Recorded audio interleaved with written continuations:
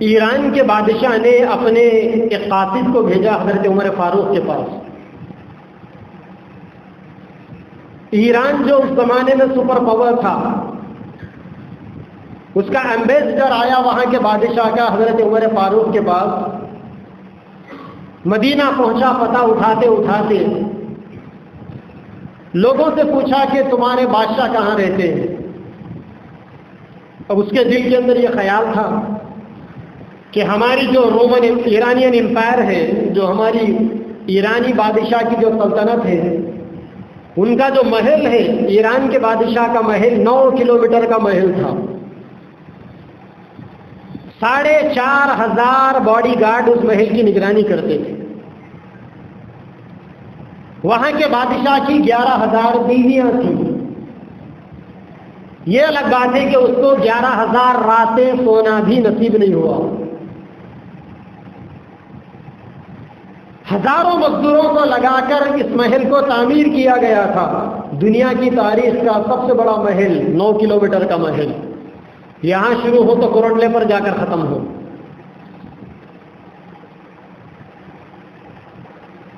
اس محل کے اندر رہنے والے بادشاہ کا قاصد آیا پیغام پہنچانے حضرت عمر فاروق کے پاس. اس وقت تک ایران کے بادشاہ کی گورنمنٹ چھوٹی تھی، سیدنا عمر فاروق کی گورنمنٹ اس سے بھی زیادہ بڑی تھی. آپ دنیا کے اس سے بھی بڑے رقبے کے امیر المومنین تھے. لوگوں سے پوچھا کہ بادشاہ کہاں ہیں. ایک صحابی تھے جو صبح کسی کام سے باہر جا رہے تھے، پھٹے پرانے کپڑے میں. کہا کہ ادھر جنگل کی طرف جاؤ، شاید ادھر ہی ہوں گے. یہ جنگل میں گیا تو دیکھا ہر طرف جنگل ہی جنگل ہے، میدان ہی میدان ہے. راستے میں اور ایک صاحب مل گئے، پوچھا کہ بھائی تمہارے بادشاہ کہاں ہے. میں نے ایک سے پوچھا تو جنگل کا راستہ، ادھر کا راستہ بتایا. اب ادھر دیکھتا ہوں کوئی دور دور تک کوئی عمارت ہی نظر نہیں آتی. وہ بھی سوچ رہا تھا کہ شاید ان کا بھی محل 15 کلومیٹر کا ہوگا، عالیشان آسمان سے بات کرنے والی بلندیوں والا محل ہوگا. وہاں تو کچھ بھی نہیں تھا. تو صاحبی نے کہا کہ آگے جاؤ، ایک کھجور کا باغ ہے، وہاں ہے ہمارے بادشاہ. وہاں گیا. اس کھجور کے باغ کے اندر ایک جھوپڑی تھی چھوٹی. وہ جھوپڑی بھی کیسی، کھجور کے جھاڑ کے 4 سوکھے ہوئے تنے گاڑ دیے گئے، وہی پلر اس محل کے. اس کے اوپر ادھر سے ادھر کچھ لکڑیاں بن کر اس کے اوپر کھجور کے جھاڑ کے پھڑے رکھ دیے گئے. آواز لگائی کہ امیر المومنین ہے. اندر سے آواز آئی کون ہے، آؤ. اب یہ جو ایران کے بادشاہ کا ایمبیسڈر آیا تھا اس جھوپڑی میں گیا. وہاں کیا دیکھتا ہے کہ ایک آدمی بوریوں کے اوپر لیٹا ہوا ہے. جسم کے اوپر پورے کپڑے بھی نہیں اس کے، لنگی بنی ہوئی ہے. اور اس آدمی کے چھاتی کے اوپر ایک چھوٹا سا معصوم بچہ ہے، جس بچے سے وہ آدمی پیار کر رہا ہے. اس نے آواز دی کہ میں مسلمانوں کے امیر المومنین سے ملنا چاہتا ہوں، ایران کے بادشاہ کا قاصد ہوں. سیدنا عمر فاروق رضی اللہ تعالی عنہ نے اس بچے کو بازو بٹھایا، اٹھ کر بیٹھا. وہ جو چادر تھی اوپر کی اوڑھ لیے، جس طریقے سے حاجی احرام اوڑھ لیتا ہے. وہ جو قاصد آیا دیکھ گئی، اس کے قدموں کے نیچے سے جان نکل گئی، دھڑام سے زمین پہ گر گیا. سیدنا عمر فاروق نے پوچھا کہ کیا بات ہے.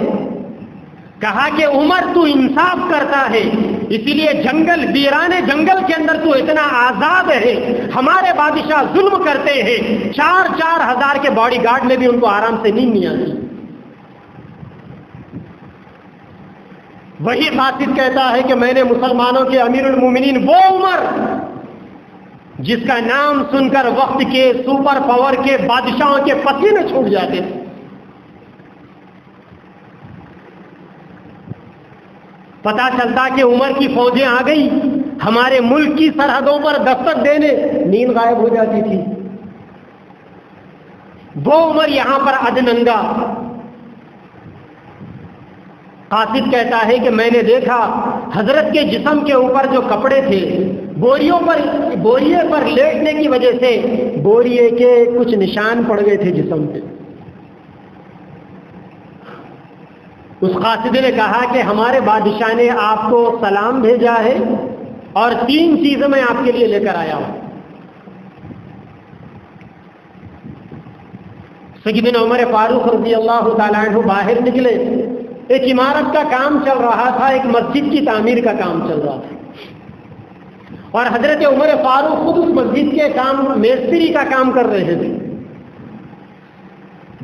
اسے گلابا کہتے ہیں. گل یعنی مٹی، آب یعنی پانی، گلابا یعنی مٹی اور پانی کو ملانا. آج بھی آپ کے پرانے محلوں کے اندر مٹی کے گھر ملیں گے آپ کو. پچھلے زمانے میں وہی ہوتا تھا، کنسٹرکشن آئٹمس. اس نے کہا میں آپ کے لیے 3 چیزیں لے کر آیا ہوں. کہا کہ کیا چیز ہے؟ اس نے سب سے پہلے آپ کو ایک زہر کی بوتل دی اور دے کر کہا کہ یہ زہر کی بوتل آپ رکھ لیجئے. ایران کے بادشاہ نے یہ بوتل آپ کو دی ہے اور کہا ہے کہ جو آپ کا کٹر دشمن ہوگا اسے یہ کھلا کر ختم کر سکتے ہیں آپ. اور یہ اتنی زہریلی ہے یہ دوا کہ اگر اس کا ڈھکن کھول دیا جائے اس کی بو سے ہی آدمی مر جائے گا. سیدنا عمر فاروق نے ڈھکن کھولا، دعا پڑھی بسم اللہ الذی لا یضر مع اسمہ شیء فی الارض ولا فی السماء وہو السمیع العلیم. پوری باٹل پی گئی. وہ قاصد کہتا ہے کہ اتنی زہریلی وہ چیز تھی، لیکن اس کے عمر فاروق کے جسم میں جانے سے صرف اتنا ہی اثر ہوا کہ 2-4 پسینے کے قطرے چھوٹے. بس حضرت عمر فاروق نے کہا کہ سب سے بڑا میرا دشمن میرا نفس ہے، لہذا اس کو مارنے کے لیے زہر پی لینا چاہیے. زہر پی گئے، لیکن اللہ کا نام لے کر زہر پی گئے تھے، وہ دعا پڑھ کر کہ جس دعا کی تاثیر سے زمین و آسمان کا کوئی زہر انسان کے اوپر اثر نہیں ڈالتا. کچھ اثر نہیں ہوا. دوسرا تحفہ اس نے ایک اور بوتل کا دیا، وہ عطر کا بوتل تھا اور بڑا قیمتی عطر تھا. یوں کہہ لے کہ اگر لگا لے انسان تو کئی ہفتوں تک اس کی خوشبو باقی رہے. اور یوں بھی عرب کے لوگوں کے اندر خوشبو کا بڑا آج بھی چال چلن ہے.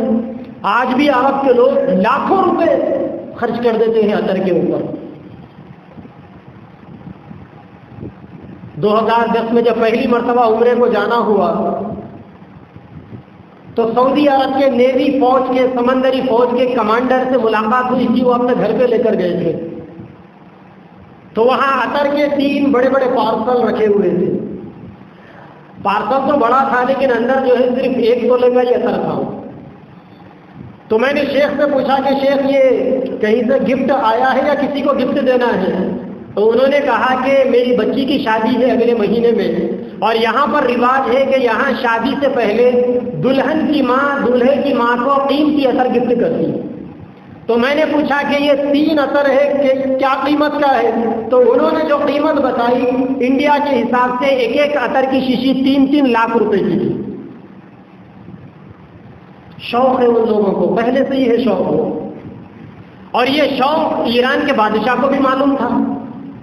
اور اللہ کے نبی کے زمانے میں ہندوستان کا اونٹ بہت مشہور تھا، اور آج بھی عرب کے اندر ہندوستان کے اونٹ کو وہ لوگ منہ مانگے پیسے لگا کر خریدتے ہیں. عورتوں میں شوق ہے، اور ہمارے پاس یہاں 30 روپے 40 روپے کے عطر میں اچھی خوشبو ہونا لوگوں کو. اس نے وہ شیشی پکڑائی اور کہا کہ ہمارے بادشاہ نے یہ شیشی آپ کو دی ہے، یہ بڑا مہنگا اور بڑا قیمتی عطر ہے. اور ہمارے بادشاہ نے کہا ہے کہ جب آپ دوسرے ملک کے بادشاہوں کے ساتھ جب میٹنگ کریں گے تب اس کو استعمال کرنا، اچھی جگہوں پر اس کو استعمال کرنا. سیدنا عمر فاروق نے ڈھکن کھولا. اس ڈھکن کو وہ جو مسجد بنی جا رہی تھی جہاں پر مٹی کو پانی کو ملا کر رکھا گیا تھا. حضرت عمر فاروق نے کہا کہ روئے زمین کے اوپر اللہ کے گھر سے زیادہ اچھی چیز کوئی اور نہیں ہو سکتی. وہ شیشی آپ نے عطر کی وہاں پر اڈیل دی. تیسری چیز اس نے ایک ڈائمنڈ نکلیس دیا اور اس نے کہا کہ ہمارے بادشاہ کی بیوی نے یہ ڈائمنڈ نکلیس آپ کو دیا ہے اور مجھے کہا ہے کہ یہ ڈائمنڈ نکلیس مسلمانوں کے بادشاہ کی بیوی کو میری طرف سے گفٹ دی. سیدنا عمر فاروق نے وہ ڈائمنڈ نکلیس لیا, لے کر اپنے گھر گئے, اپنے بیوی کو بتایا کہ یہ ڈائمنڈ نکلیس تمہارے لیے گفٹ آیا ہے. بیوی تو خوش ہو گئی. عورت ہے, چاہے وہ سیدنا عمر فاروق کی بیوی ہو یا وقت کی کوئی بڑی صحابیہ یا اللہ والیہ ہو. کہتے ہیں کہ عورتوں کی آدھی جان زیور میں ہوتی ہے. زیور کے ساتھ عورتوں کی محبت فطری ہوتی ہے, اور وہ بھی ایران کے بادشاہ نے جب بھیجا ہے, کتنا قیمتی تھا ہوگا وہ ڈائمنڈ نکلیس. تو آپ یوں کہیں اپنی زبان میں کہ امیر المومنین کی بیوی اس ڈائمنڈ نکلیس کو دیکھ کر خوشی سے جھومنے لگی. حضرت عمر فاروق نے کہا کہ یہ خوشی تمہاری ٹیمپروری عارضی ہے. بیوی نے کہا کہ کیا مطلب؟ سیدنا عمر فاروق نے کہا کہ یہ نکلیس کس کو آیا؟ کہنے لگی مجھے آیا. آپ نے کہا کہ تمہیں نہیں آیا, یہ مسلمانوں کے خلیفہ اور امیر المومنین کے لیے آیا. تم جیسی مدینہ کے اندر اور سینکڑوں عورتیں ہیں, ان کو نہیں آیا یہ نکلیس. میں مسلمانوں کا بادشاہ اور خلیفہ اور امیر المومنین ہوں, میری نسبت پر تمہارے پاس یہ ہار آیا اور میری یہ نسبت مسلمانوں کی وجہ ہے, لہذا یہ ہار بیت المال کے اندر شامل ہوگا, تم اس کو استعمال نہیں کر سکتے. یہ تھا سیدنا عمر فاروق رضی اللہ تعالی عنہ کا ایمان.